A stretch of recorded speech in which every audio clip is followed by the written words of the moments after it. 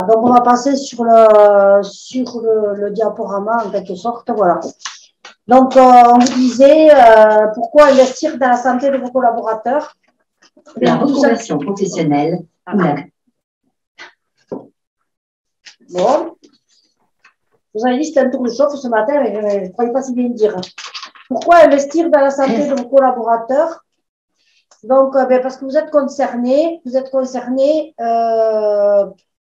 Alors, 15%, vous voyez sur le diapo, 15% de la population active souffre de maladies chroniques et les TMS, donc troubles musculo-squelettiques, pardon, il y a 42 349 TMS reconnus par an. Alors, les maladies chroniques des salariés, on dit pourquoi l'entreprise doit-elle s'en préoccuper? Donc, du fait de l'augmentation des maladies graves, du vieillissement de la population et de l'allongement de la vie professionnelle, les entreprises sont de plus en plus concernées par des salariés qui doivent concilier travail et parcours de soins. Donc, 15%, comme je vous disais, de la population active est concernée par une maladie chronique. Arrêt de maladie, perte de compétences, tension dans le collectif de travail peuvent être des conséquences directes qui risquent d'altérer la santé économique de votre entreprise. Dès lors, il est nécessaire d'anticiper le retour à l'emploi d'un salarié malade tout en donnant de la souplesse aux organisations de travail pour s'adapter aux contraintes de ce salarié. Alors, ainsi, dans un âge de performance, l'entreprise doit se préoccuper des conditions du maintien dans l'emploi des salariés atteints de ces maladies chroniques. On va passer à la diapo suivante. Voilà. Alors, maintenir vos salariés dans l'emploi, c'est garantir donc la performance sociale, la performance économique et la sécurité juridique. Donc, je ne vais pas vous lire tout ce qu'il y a dessous, donc vous le lirez dans le diaporama qui vous sera proposé par mail. Donc, ensuite, le maintien dans l'emploi des salariés atteints de ces maladies chroniques, c'est comment agir. Alors, c'est-à-dire que vous avez quatre propositions, et c'est en fonction des salariés que vous avez dans l'entreprise et à quel point ils en sont au niveau des signaux d'alerte que vous avez eus. Par exemple, est-ce que dans votre entreprise, les signaux d'alerte, c'est est-ce que vous avez eu régulièrement des arrêts de travail prolongés ou répétitifs? Est-ce que vous avez des difficultés à organiser le travail en raison de salariés en arrêt de travail prolongé ou répétitif? Y a-t-il des tensions au sein des équipes du fait de la surcharge de travail liée à l'absence de salariés et un problème de santé?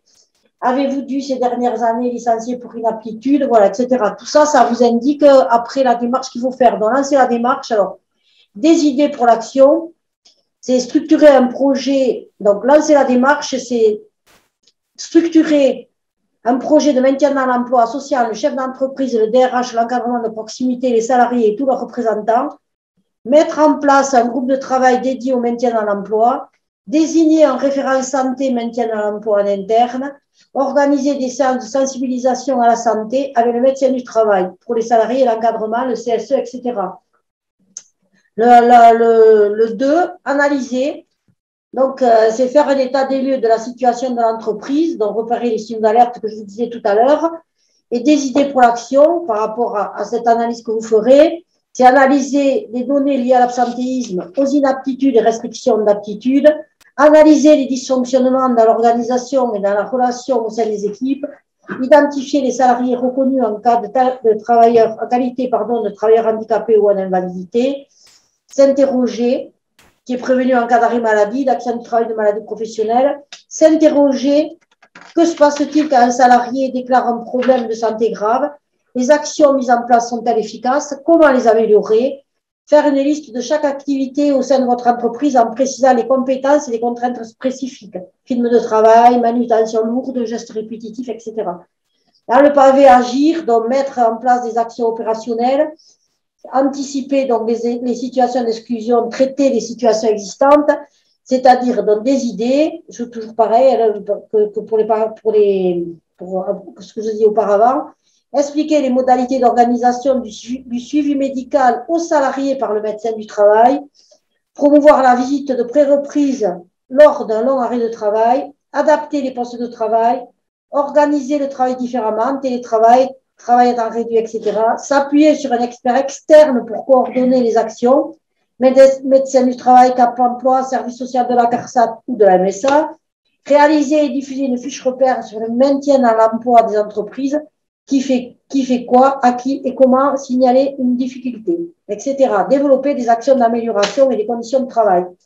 Et le dernier, rester mobilisé. Donc, faire régulièrement un point sur les situations traitées et la démarche de l'entreprise, des idées pour l'action, donc toujours pareil, pérenniser le groupe de travail et la fonction de référent maintien dans l'emploi, suivre les indicateurs d'alerte dont on a parlé auparavant, faire le point annuellement en réunion de CSE, sensibiliser régulièrement les salariés et particulièrement les nouveaux arrivants. Tout ça, vous l'aurez à votre disposition et dans les documents que je vous enverrai, ce sera complété puisque vous avez tout ce que je viens de dire n'est pas dans cette diapo, donc vous l'aurez dans le diaporama aussi complété. Dans les acteurs, alors le maintien dans l'emploi des salariés, il faut savoir sur qui s'appuyer. Donc, les acteurs dans l'entreprise, c'est le chef d'entreprise, le DRH, l'encadrement de proximité, les salariés, les collègues, les représentants des salariés, le référent santé, maintien dans l'emploi. Alors, vous voyez autour, vous avez par exemple le médecin du travail. Alors, le médecin du travail, vous adhérez à un service de santé au travail. Le médecin du travail et l'équipe pluridisciplinaire sont là pour vous aider à gérer cette problématique en apportant des solutions concrètes adaptées à chaque cas. Par exemple, il peut proposer des aménagements de poste, mettre en place une visite de pré-reprise qui est organisée en cas d'arrêt de travail prolongé pour le salarié dont le problème de santé annonce des difficultés probables à reprendre son poste de travail. Les associations de patients, donc les associations de patients connaissent les effets des maladies et ont une démarche d'éducation à la santé très importante, notamment dans les entreprises.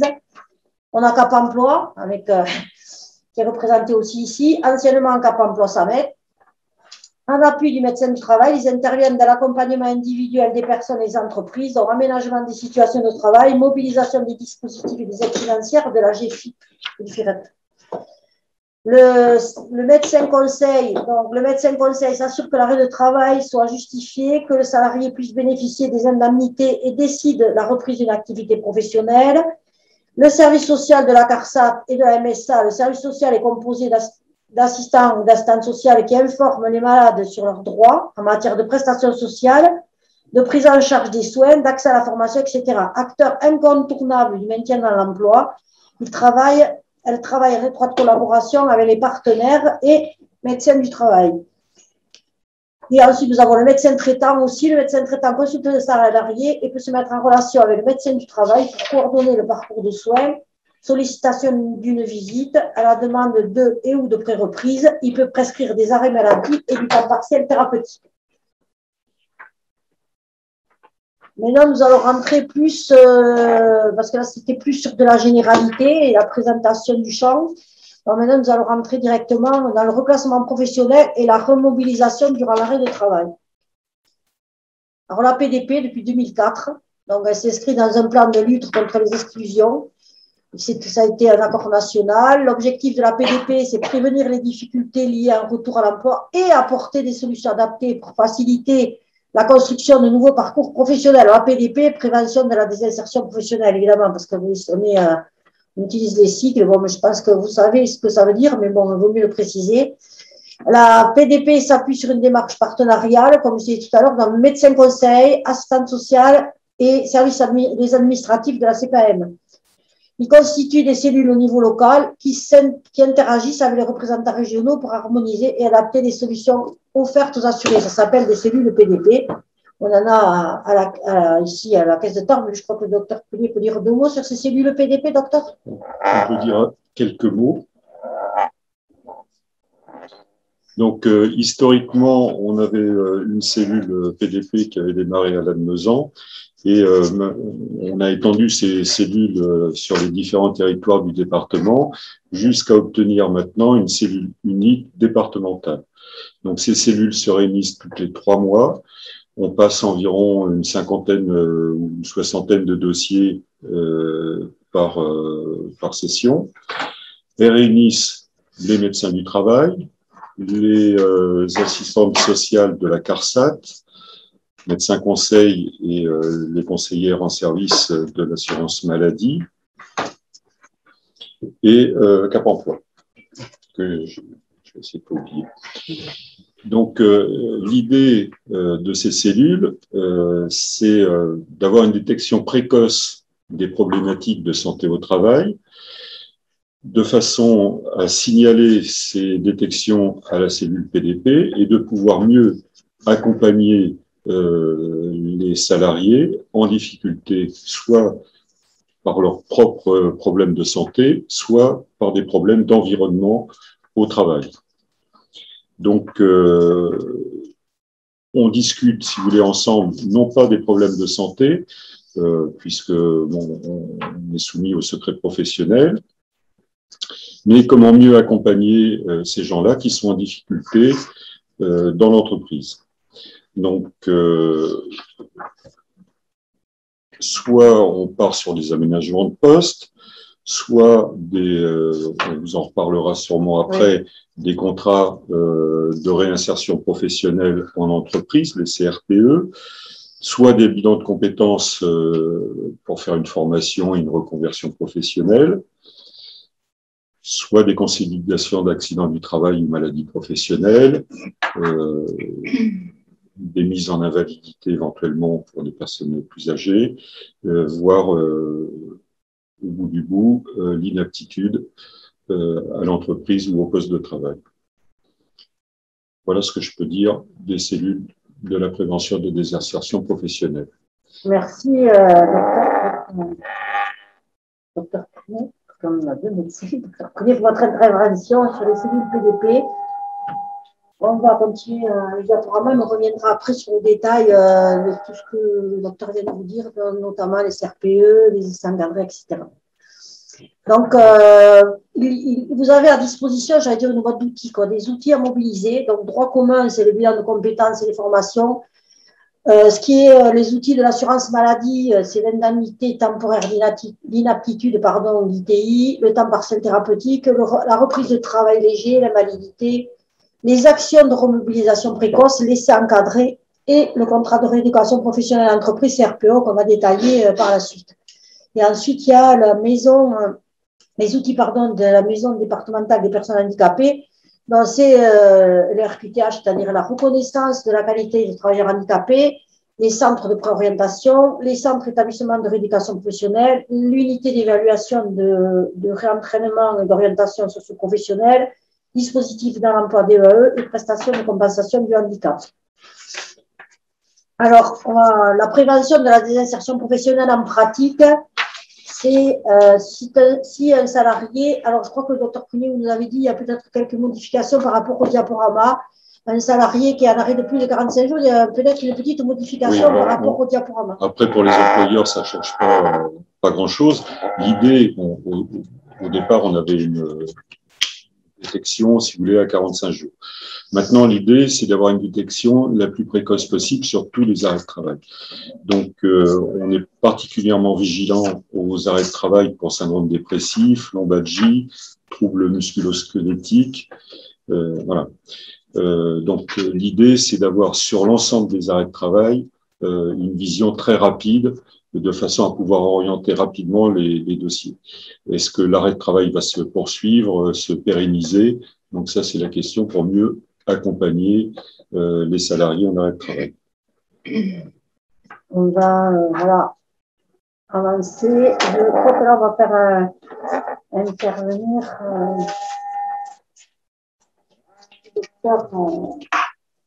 le docteur Palmieri, puisqu'il s'agit du retour à l'emploi, comment vous faire accompagner lors de la visite de pré-reprise. Alors, docteur, si vous pouvez nous parler de la visite de pré-reprise, les prérequis, etc., comment ça se passe? Alors, merci. La définition de la visite de pré-reprise, pour nous, en service santé au travail, elle est un petit peu plus large que celle issue d'un arrêt maladie de plus de temps d'un jour. En fait, on part du principe que dès qu'une personne est en arrêt, on essaye de communiquer beaucoup là-dessus auprès des salariés et des employeurs, dès qu'une personne est en arrêt et qu'elle estime, ou son médecin traitant estime, ou même l'employeur estime qu'il va y avoir une difficulté sur la reprise, on invite la personne à venir nous voir pour discuter des possibilités le plus tôt, le plus précocement possible, des possibilités effectivement de retour à l'emploi dans les meilleures conditions. Alors, réglementairement, actuellement, les visites de pré-reprise, elles peuvent être déclenchées par le médecin conseil, comme vous l'a expliqué le docteur Prunier. Elle peut être déclenchée aussi par le médecin traitant, qui peut lui aussi détecter de manière très précoce un problème de santé. Et donc, le médecin traitant, à ce moment-là, invite le salarié à venir prendre ce rendez-vous chez nous. Elle peut être également prise à l'initiative du salarié.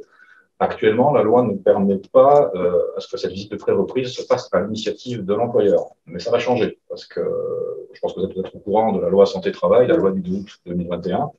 Elle va permettre de mettre en place des éléments dans ce sens. En fait, actuellement, on attend les décrets, mais le terme sera ce qu'on appelle un rendez-vous de liaison. Ce rendez-vous de liaison, en vue du retour du salarié des suites d'une absence prolongée. Alors, la définition de prolongée, pour l'instant, ne l'a pas. On ne sait pas exactement combien de jours. On attend le décret d'application qui devrait arriver avant le mois de mars 2022, là-dessus. Donc, en fait, ce rendez-vous de liaison est mis en place suite à une incapacité liée à une maladie ou un accident, en fait. Le but de ce rendez-vous sera d'informer le salarié qu'il peut bénéficier d'actions de prévention de la désinsertion professionnelle et d'un examen de visite médicale de pré-reprise, ainsi que des mesures, je dirais, des mesures individuelles à mettre en place. En fait. Ce rendez-vous a lieu entre l'employeur et le salarié, c'est ce que définit la loi, en fait, en y associant le service de santé au travail par l'intermédiaire du médecin, de l'infirmière, ça va dépendre un peu des organisations qui seront mises en place. Et ce rendez-vous est à l'initiative de l'employeur ou du salarié. Là où l'autre peut décider, effectivement, le salarié aussi peut décider de dire je veux avoir cet échange, en fait. Par contre, aucune conséquence ne peut être, je dirais, tirée du refus par le salarié de ce rendez-vous. Il n'y a pas d'obligation de la part du salarié. Si lui ne souhaite pas, pour des raisons diverses et variées, mettre en place ce rendez-vous, il peut le refuser. Voilà, donc sachant que ça va être maintenant un petit peu gravé dans la loi, mais je voulais tenir à vous dire qu'en pratique, actuellement, c'est souvent déjà un peu ce que l'on fait. C'est-à-dire que pour l'instant, effectivement, l'initiative de la visite de pré-reprise, elle est du côté du salarié, du côté des médecins, mais si on a besoin de reboucler avec l'employeur, on le fait. On aborde ça pendant notre visite de pré-reprise avec le salarié, et s'il est d'accord, évidemment, on reboucle avec l'employeur à ce moment-là. Voilà ce que je voulais vous dire un peu sur cette notion de visite de pré-reprise.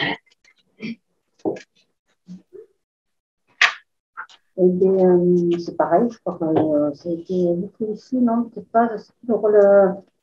C'est encore à vous, c'est encore pour le docteur Pernieri. C'est la reprise, le retour à l'emploi, comment faire accompagner lors de la visite de pré-reprise. Et juste après, vous avez aussi la reprise du travail à temps partiel thérapeutique. Voilà. Alors, sur le retour à l'emploi dans le même poste, en fait, comme je vous l'ai dit, en général, plus on a l'information en amont, c'est-à-dire pendant l'arrêt maladie, mieux c'est. C'est-à-dire que heureusement, on a de moins en moins ce genre de situation qui nous mettait souvent en difficulté, qui mettait en difficulté l'employeur et le salarié de constater un problème de santé au moment de la reprise du salarié. De se rendre compte à ce moment-là que ça nécessitait un aménagement, ça nécessitait un certain nombre de choses. Donc, on a de moins en moins ce genre de situation, heureusement, parce qu'on peut travailler de plus en plus en amont. En fait. Donc, parce que la visite de reprise, effectivement, ce qu'on nous souhaite, c'est qu'au moment de la visite de reprise, tout soit calé à l'avance et qu'on puisse effectivement faire les choses dans les meilleures conditions, notamment si on a des recommandations à faire en termes de maintien dans l'emploi. Alors, dans cette articulation, il existe effectivement un temps partiel thérapeutique. Donc, le temps partiel thérapeutique est un des outils aussi. Alors, il est utilisé en général, souvent suite à des arrêts longs, pour deux choses. C'est-à-dire, soit on a des personnes qui ont besoin d'une reprise progressive de l'activité. On a également des personnes qui, à l'inverse, minimisent un petit peu leurs problèmes de santé et veulent absolument reprendre et ne se rendent pas forcément compte des contraintes auxquelles elles seront potentiellement exposées dans le cadre de leur travail. Donc, ça permet aussi, sur ce mi-temps, de se rendre compte que leurs problèmes de santé ne permettent peut-être pas forcément de reprendre dans de bonnes conditions. Un peu les deux objectifs de ce temps partiel thérapeutique. La durée, alors, docteur Prunier, corrigez si c'est faux, la durée d'un mois, elle est quasi automatique si le médecin traitant demande un temps partiel thérapeutique. Et au-delà, c'est soumis à l'avis du médecin conseil sur la durée qui peut aller jusqu'à, classiquement, enfin, ce que je vois par expérience, c'est 3 mois. Quelquefois, ça peut être 6 mois selon les situations, mais ça dépasse rarement 6 mois. Après, ça n'a plus tellement de sens. Hein. On est vraiment sur quelque chose de provisoire. Si au bout de 6 mois, ça n'a pas bougé, c'est que le problème est peut-être ailleurs. Et que ce n'est pas forcément la poursuite d'un temps partiel thérapeutique qui est la solution. Effectivement, le temps partiel thérapeutique, c'est un outil pour voir si les gens sont capables de reprendre à temps plein leur travail. Donc, classiquement, c'est 1 à 3 mois. Cette durée peut augmenter en fonction des pathologies et donc sont soumises effectivement à l'avis du médecin conseil à chaque renouvellement de temps partiel thérapeutique. Au bout du compte, si on s'aperçoit, par exemple, un temps partiel thérapeutique qui va arriver à 6 mois de durée, on va systématiquement convoquer l'assuré pour voir si effectivement il relèverait pas plutôt d'une invalidité de catégorie 1 s'il n'est pas capable de reprendre à temps plein son poste de travail. Donc, voilà. On va passer à la diapo suivante. Donc, toujours dans le reclassement professionnel, la remobilisation pendant l'arrêt de travail. Alors, on va parler là de formation professionnelle continue, la VAE, donc ça veut dire validation des acquis de l'expérience, les bilans de compétences, les actions de remobilisation précoce, l'essai encadré, le CRPE, contrat de rééducation professionnelle en entreprise. Donc, ces dispositifs sont réalisés pendant l'arrêt de travail. L'accès à ce type de dispositif se fait en général à la demande du salarié auprès de sa caisse ou sur proposition de la cellule PDP avec les acteurs qu'on vous a dit tout à l'heure, c'est-à-dire l'administratif, côté administratif de la CEPAM, il y a la médecine du travail, il y a le contrôle médical, il y a Cap Emploi, il y a voilà, tous ces acteurs qui évoquent des sujets, comme disait le docteur Prunier, au cours de cette cellule PDP, on décide ensemble de ce qui peut être mis en place pour accompagner le salarié et pour le remobiliser suite à un arrêt de travail, etc., pour pas qu'il soit en difficulté. Et aussi pour aider l'entreprise quelque part, puisque bon, si on peut, ça aide aussi l'entreprise, si vous pouvez garder aussi le salarié dans l'entreprise, mais sur un autre poste, souvent sur un autre poste. Donc, c'est soumis à l'accord du médecin traitant. La cellule PDP de la caisse valide l'orientation vers tel ou tel dispositif. Le service des prestations en espèces donc vérifie que le salarié est bien en arrêt de travail indemnisé. Le service social confirme le risque de désinsertion professionnelle, la pertinence de tel ou tel dispositif au regard de la situation du salarié et son engagement à suivre toutes les étapes du processus. Le service médical vérifie que la durée professionnelle de l'arrêt est compatible. Donc, nous avons dans les rectangles, là, vous avez à gauche l'essai encadré, donc c'est maintien des IJ pendant la durée. On va voir en détail après. Le CRPE, c'est employeur assurance maladie IJ, c'est-à-dire l'essai encadré, l'assuré, si vous voulez, il est toujours en indemnité journalière réglée par l'assurance maladie. Donc, avant, c'était 3 jours, je crois qu'il est porté à 14 jours, on va le voir plus loin. Fractionnable, donc voilà. Ça, on va voir un peu le détail tout à l'heure de ce que ça veut dire, à quoi ça correspond. Le CRPE, c'est 50-50, c'est 50 assurance maladie, 50 employeurs, souvent c'est fait en subrogation. Et les validations des acquis de l'expérience, c'est maintien des IJ pendant la durée. Et c'est encadré de 14 jours ouvrés, CRPE renouvelable 18 mois, les VAE 3 à 4 mois maximum. Les IJ sont maintenus et réglés par la caisse. Si un accident du travail intervient pendant le stage, a été rédigé par l'organisme de formation ou l'entreprise d'accueil par l'employeur. Pas par l'employeur, pardon. Alors, le CRPE, on va peut-être dire à Nathalie de nous en parler avec la diaporama, voilà, et parler un peu de son vécu. Moi, je vais peut-être dire un peu comment ça se passe, les définitions, l'objectif, et peut-être qu'on pourra la faire intervenir sur ce qu'elle a vu et ce qu'elle vit par rapport au CRPE vis-à-vis des employeurs, parce que je crois qu'on en a fait déjà ensemble quelques-uns. Alors, je te laisse le temps de réfléchir. Alors, la définition, le CRPE est un dispositif destiné, c'était pas prévu, voilà, c'est en direct. Le CRPE est un dispositif, le CRPE est un dispositif destiné aux salariés déclarés inaptes par le médecin du travail et reconnus travailleurs handicapés. L'objectif, c'est de permettre aux salariés qui ne pourront pas reprendre leur emploi d'apprendre un nouveau métier dans leur entreprise d'origine ou dans une nouvelle entreprise avec à la clé une perspective de CDI. Et concrètement, le CRPE est une formation pratique et tutorée qui peut être complétée par de la formation professionnelle à l'issue de laquelle le salarié dispose des compétences de son nouveau métier. La signature d'un CRPE est rapide et le contrat démarre en général à l'issue de l'arrêt de travail. Le CRPE, c'est un contrat assimilé au CDD dont la durée est fixée par les parties, renouvelable une fois dans la limite de la durée maximale d'un CDD, soit 18 mois maximum, qui peut déboucher sur un CDI. conclu dans l'entreprise initiale du salarié, le contrat de travail initial est suspendu et le salarié bénéficie du maintien de ses droits, ou conclu dans une autre entreprise. Le service social de la caisse peut coordonner les démarches avec le salarié et son employeur, le médecin du travail, Cap Emploi, pour établir le contrat. La signature du contrat, le CRPE est signé entre l'employeur, le salarié, le représentant de la directe et le représentant de la caisse primaire d'assurance maladie. La rémunération, ce que je vous disais tout à l'heure, c'est la base de la rémunération du CRPE sur le salaire de la future profession et c'est rétabli entre 50-50, 50 entre la caisse, 50 de la caisse et 50 de l'employeur. Voilà, Nathalie, si tu peux nous dire quelques mots sur les CRPE, puisque je crois qu'on en a fait quelques-uns. Enfin, nous, surtout, on a reçu le contrat et signé par les diverses parties et nous, on s'est engagé à régler rapidement à l'employeur. C'est souvent des subrogations, voilà. Donc oui, le CRPE, effectivement, c'est un contrat qui permet d'appréhender la reprise d'un salarié qui rencontre des difficultés de santé. Donc Cap Emploi, effectivement, est un service aux entreprises. Donc je suis souvent au contact des entreprises après avoir recueilli les avis médicaux, c'est-à-dire les restrictions médicales et les difficultés que pourrait rencontrer le salarié à la reprise. Et donc, ensemble, on essaye d'établir les difficultés qui pourraient se présenter et d'essayer de voir comment on peut les gérer et essayer de préparer au mieux cette reprise.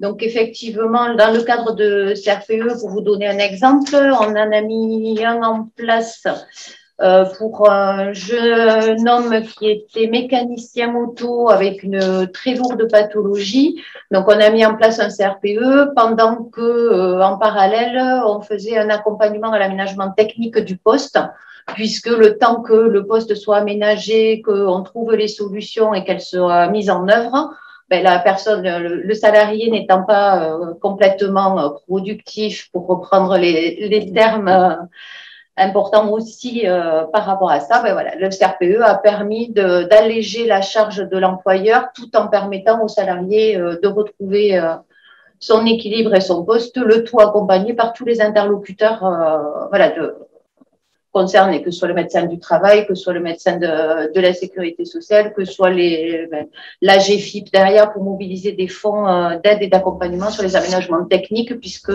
dans ce cadre-là, on a fait de gros aménagements techniques sur le poste. On a un autre exemple, ça a été d'un salarié inapte sur un poste dans le bâtiment et qui du coup pouvait être apte sur un poste de chauffeur, mais il manquait à repasser certaines formations, etc. Donc on a mis un CRPE le temps que la personne monte en compétence, qu'on puisse demander des aides à l'adaptation de poste, notamment au financement AGFIP, du permis de conduire, de la FIMO et d'autres CACES nécessaires pour qu'il puisse tenir son nouveau poste. Et voilà, le temps de se monter en compétence, le CRPE permet un allègement des charges aussi au niveau de l'employeur pour garantir le maintien pérenne du salarié en situation de handicap. Voilà, par exemple, un petit peu les deux exemples qui ont été mis en place. Ensuite, nous avons, on va parler de la formation professionnelle par la VAE, validation des acquis d'expérience et le bilan de compétences. Donc, les formations professionnelles continues, bilan de compétences, validation des acquis d'expérience permettent de préparer la reconversion professionnelle. Elle repose sur un suivi personnalisé intégrant des sessions de bilan orientation, mise en situation d'une durée de 3 à 4 mois. Éventuellement assorti d'un coursage à l'entreprise. Ça s'adresse aux salariés qui sont en arrêt de travail, maladie, accident du travail, maladie professionnelle, et ces actions doivent intervenir pendant l'arrêt de travail sans le prolonger. Et ensuite, nous avons l'essai encadré. Donc, ce que je vous disais tout à l'heure, l'essai encadré, ça a été modifié par le national, puisqu'avant c'était 3 jours fractionnables, 1, 2, 3 jours. Maintenant, il est passé sur 14 jours. Ça permet à un salarié de tester ses capacités sur un poste de travail pendant son arrêt du travail et sans perdre ses indemnités journalières parce qu'il reste indemnisé par l'assurance maladie. Là, c'est une indemnisation complète par l'assurance maladie, pas par l'employeur n'intervient pas. Donc, pour qui les assurés sociaux en arrêt de travail pour maladie, accident du travail, maladie professionnelle, comme je vous disais auparavant, salarié en arrêt de travail, apprenti en arrêt de travail, intérimaire en arrêt de travail, stagiaire en arrêt de travail, demandeur d'emploi en arrêt de travail, salariés ayant repris leur travail dans le cadre d'un temps partiel thérapeutique ou d'une reprise de travail léger. Et concrètement, il permet aux salariés de tester son ancien poste ou un poste aménagé, d'inciter un nouveau poste, rechercher des pistes pour un éventuel remplacement. Alors, l'essai encadré, il est soumis à l'accord de 3 médecins, le médecin du travail, le médecin conseil de l'assurance maladie et le médecin du traitement du salarié. Nous en dirons peut-être 2 mots tout à l'heure. Une visite médicale est réalisée par le médecin du travail de l'entreprise d'accueil ou à défaut par celui de l'entreprise d'origine. Il se déroule, comme je disais, obligatoirement pendant l'arrêt de travail. Il est d'une durée de 14 jours ouvrables et fractionnables. Il est renouvelable une fois. Il est applicable sur tout type d'entreprise, c'est-à-dire l'entreprise actuelle du salarié ou une autre entreprise qui accepte de l'accueillir pour vérifier son projet professionnel ou une autre entreprise susceptible de l'embaucher. L'employeur ne prévoit aucune rémunération, comme je vous l'ai dit auparavant. La CPAM continue à verser les indemnités journalières. Je crois qu'on n'a jamais eu d'entreprise, je crois, Nathalie, ou les médecins, on n'a jamais eu, je crois, des sacs à dos dans une autre entreprise. Ou alors peut-être depuis que je suis sur des pays, je ne sais plus. Sur des établissements, dans le cadre d'une même entreprise, mais dans des établissements différents, oui, on a eu une même entreprise, mais il y a plusieurs établissements, donc d'un établissement à un autre avec des entités différentes, ça a été fait. Mais à ma connaissance, voilà. Après, voilà, l'essai encadré est aussi mis en place par le service social de la sécurité sociale. Hein, donc, je ne sais pas de leur côté si elles ont fait, puisqu'elles travaillent plus sur le reclassement et la reconversion. Il faudrait effectivement le vérifier. Dans le suivi et le bilan de l'essai encadré, donc pendant l'essai encadré, l'assuré est suivi par un tuteur au sein de l'entreprise. Ce suivi vise à valider l'adéquation entre le poste de travail et les capacités physiques et cognitives de l'assuré. Il doit être normalement, à l'issue de l'essai encadré, un bilan doit être rédigé, non, pour un CRPE peut-être, ou un CRPE peut-être. Un bilan doit être rédigé par le tuteur avec l'assuré. Il est ensuite communiqué au médecin du travail, à l'assistant du service social de l'assurance maladie et selon les cas au Cap emploi ou à l'équipe de Comète France. Ce bilan doit permettre de déterminer si l'essai a été concluant et de prévoir si besoin de nouveaux aménagements ou la mobilisation d'un autre dispositif PDP. Bon, ils vous disent que faire un accident du travail, vous rédigez la déclaration d'accident du travail DAT, vous mentionnez la qualité de stagiaire de formation professionnelle et le code risque. C'est votre assurance multirisque professionnelle qui couvre le risque du salarié. Je voudrais passer la parole aux 2 médecins que nous avons ici en salle pour nous dire peut-être s'ils ont quelques mots à dire sur les encadrés, puisque vous intervenez aussi sur ce dispositif pour le valider. Oui. On va pas, non, c'est complet. Nous, on donne juste un avis sur l'arrêt de travail. Voilà. L'arrêt de travail.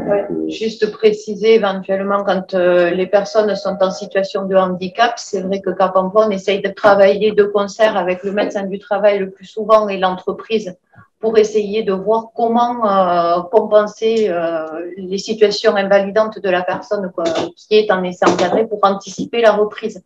Donc, dans ce cadre-là aussi, ça nous permet de faire intervenir des spécialistes, notamment ou des ergonomes ou des choses comme ça, quand la situation est un peu complexe, et ça nous permet de vraiment préparer la reprise et d'aborder voilà, avec l'entreprise les difficultés qu'elle pourrait rencontrer, les aides auxquelles on pourra prétendre pour accompagner cette reprise, et toujours avec la validation et l'accompagnement des services de santé au travail, du médecin du travail, mais également des équipes voilà, de prévention ou des infirmières, enfin voilà, au travail de concert. Et c'est vrai que c'est un outil qui est très intéressant pour tout le monde parce que ça permet vraiment d'appréhender une situation compliquée et de préparer la reprise sereinement en mettant tous les outils possibles en route tous ensemble. Surtout que je crois qu'on peut préciser aussi, Nathalie, qu'en plus, les employeurs ont des aides qui sont données par la CARSAT pour les aménagements de postes, etc. Il peut y avoir dans le service prévention de la CARSAT des aides simplifiées ou des aides nationales. Alors, il faut aller voir sur le site de la CARSAT qui sera plus précis que moi. Mais effectivement, derrière, ça peut être mobilisable avec du cofinancement éventuellement sur la GFIP et autres, ou du FIP si on est sur la fonction publique, pour justement essayer de monter des dossiers d'aide sur les aménagements techniques.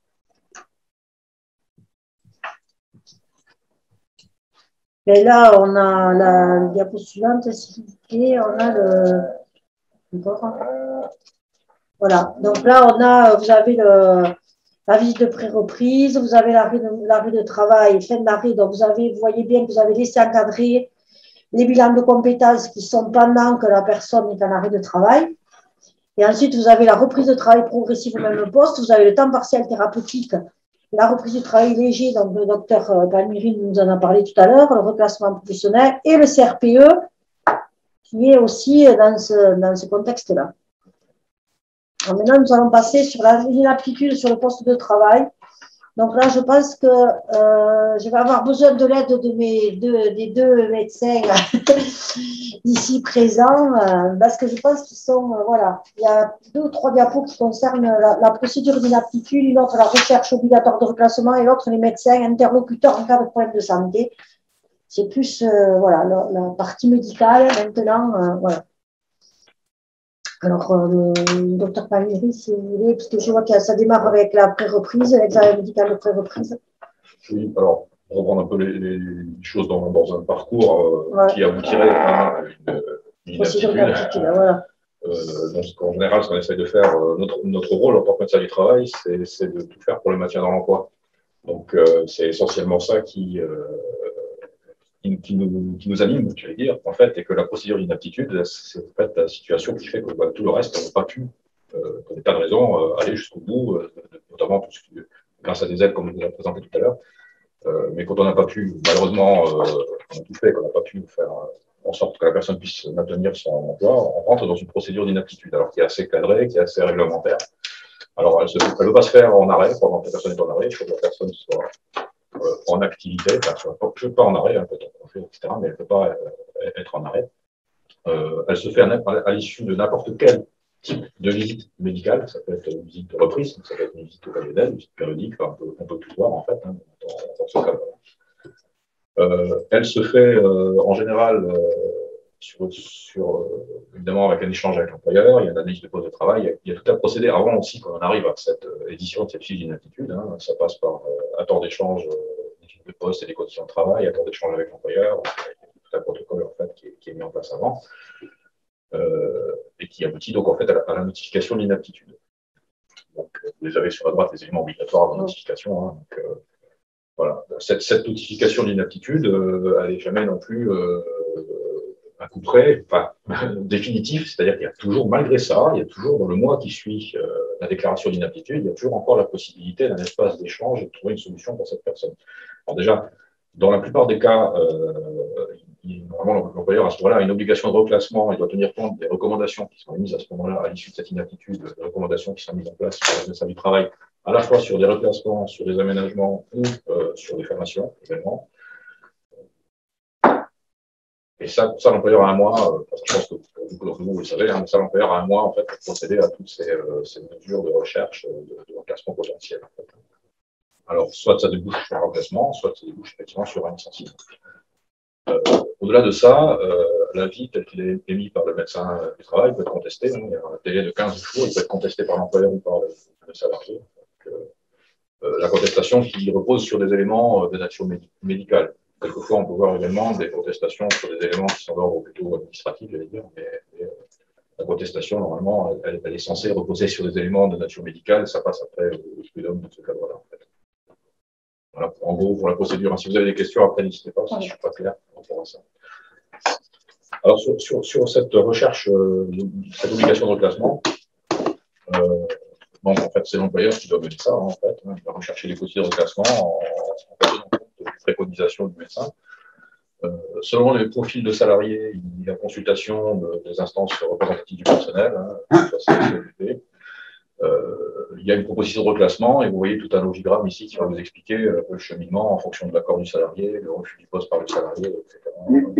Et les différentes situations possibles qui peuvent déboucher sur l'inaptitude et sur les licenciement ou pas. Voilà, ce processus il est enclenché dans le mois qui suit la vie d'inaptitude.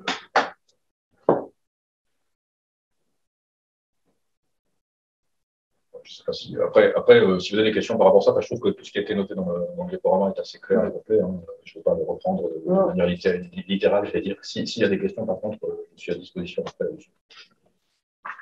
Voilà, et là, ils font interlocuteur en cas de problème de santé, les médecins, évidemment. Donc, le médecin du travail étudie l'aptitude au poste.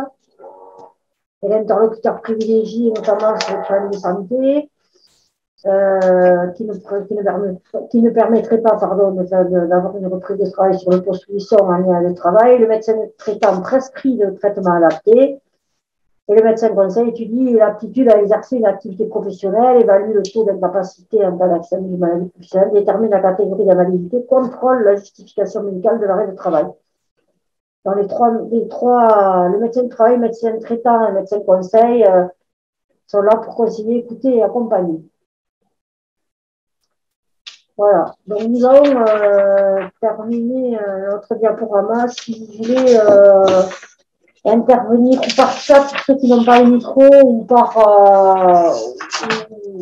ou si vous avez la possibilité oralement, si vous avez la possibilité de communiquer. Non, je voulais juste dire un petit mot sur les contrôles employeurs, ce qui va peut-être vous intéresser. Vous avez la possibilité de demander au service médical de faire un contrôle de l'arrêt de travail. Si vous estimez que cet arrêt de travail n'est pas justifié ou qu'il y a une embrouille avec le salarié, votre salarié, vous avez possibilité de demander au service médical de faire un contrôle de l'arrêt de travail, de justification de l'arrêt de travail. Sachez que dès que on reçoit la demande employeur, nous vous écrivons que nous allons contrôler l'arrêt de travail et que pratiquement nous avons 48 heures pour faire ce contrôle. Donc ce contrôle, même si vous n'avez pas le retour du résultat du contrôle, donc on peut valider l'arrêt de travail ou au contraire faire une notification immédiate de reprise de travail ou contacter la médecine du travail pour voir les difficultés qu'il y a au sein de l'entreprise ou du poste de travail. Mais sachez que de toute façon, tous les signalements employeurs sont validés et sont effectués par le service médical dans les 48 heures. Actuellement, nous avons en plus une obligation sur les contrôles des personnes non vaccinées en arrêt de travail avec une nécessité, par exemple sur les personnels de santé qui seraient en arrêt de travail, qui ne sont pas vaccinés, tout est contrôlé. Nous avons des listings et donc on a une obligation de contrôle des personnels soignants non vaccinés en arrêt de travail. Donc, soit l'arrêt de travail est évidemment justifiable par le motif de l'arrêt de travail, et s'il y a un doute, il y a un contrôle qui s'effectue à l'échelon médical. L'employeur a également la possibilité de faire un signalement pour des gens qui ne seraient pas vaccinés et qui auraient l'obligation vaccinale dans l'entreprise. Voilà ce que j'avais à vous dire.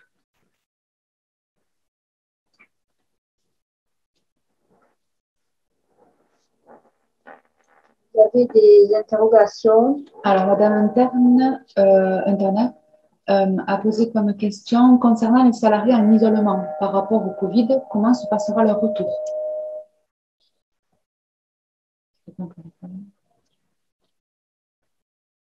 Donc, ils ont la possibilité légale, en fait, une fois que cette possibilité sera levée, le retour, je pense que ça passe forcément par une visite avec le médecin du travail pour évaluer un peu la situation médicale qui justifie toujours l'isolement par rapport à une fragilité vis-à-vis du virus.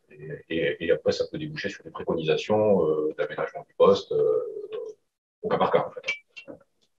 Peut-être préciser pour les entreprises qui le souhaitent que pour rejoindre Cap Emploi, on peut le faire via le site internet Cap Emploi et il y a une fiche de signalement ou de liaison qui vous permet de vous mettre en lien avec nous si vous avez des interrogations, sachant que Cap Emploi on intervient pour les personnes en situation de handicap essentiellement ou dont la situation de santé fait qu'elles pourraient relever de cette situation-là.